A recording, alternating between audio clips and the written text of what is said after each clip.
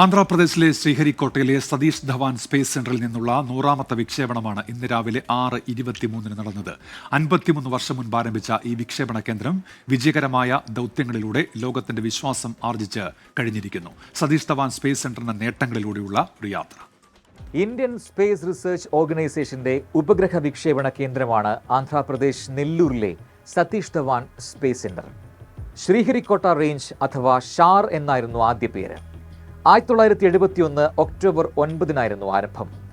മുൻ ISRO chairman Satish ധവാന്റെ ഓർമ്മയ്ക്കായാണ് 2002 September 5 Satish Dhawan space centre SHAR എന്ന് പേര് മാറ്റിയത്.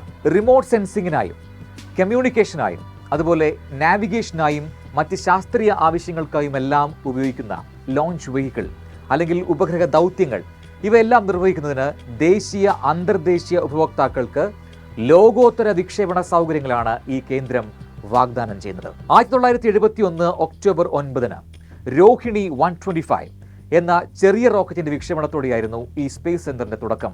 അതിനുശേഷം ISROയുടെ വർദ്ധിച്ചു വരുന്ന ആവശ്യങ്ങൾ നിറവേറ്റുന്നതിനായി ഇവിടുത്തെ സൗകര്യങ്ങൾ ക്രമേണ വിപുലീകരിക്കപ്പെട്ടു.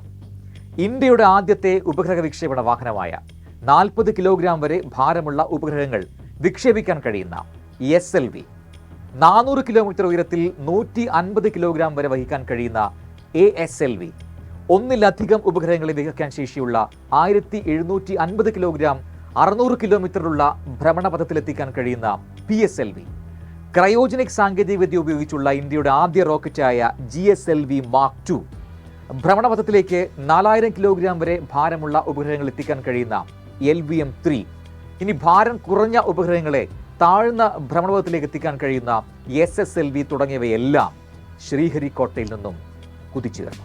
2 വിക്ഷേപണ തറകൾക്ക് പുറമെ നെക്സ്റ്റ് ജനറേഷൻ ലോഞ്ച് വെഹിക്കിൾ അഥവാ NGLV വിക്ഷേപിക്കുന്നതിനുള്ള 3ാമത്തെ വിക്ഷേപണ തറയുടെ നിർമ്മാണ അനുമതി ലഭിച്ചു കഴിഞ്ഞു. 4 വർഷം കൊണ്ട് ഈ നിർമ്മാണം പൂർത്തിയാകും. ചന്ദ്രയാൻ 3, ആദിത്യ L1 തുടങ്ങിയ ദൗത്യങ്ങൾക്ക് ശേഷം ബഹിരാകാശത്തേക്ക് മനുഷ്യനെ എത്തിക്കുന്ന ഗഗൻയാൻ ദൗത്യത്തിന്റെ ആദ്യഘട്ടമായ ആളില്ലാ വിക്ഷേപണം സതീഷ് ധവാൻ സ്പേസ് സെന്ററിൽ നിന്നും വൈകാതെ നടക്കും. നാസയുമായി ചേർന്നുള്ള നൈസർ ദൗത്യം, ചന്ദ്രയാൻ 4 ദൗത്യം എന്നിവയും ശ്രീഹരിക്കോട്ടയിൽ നിന്നാണ് വിക്ഷേപിക്കുന്നത്.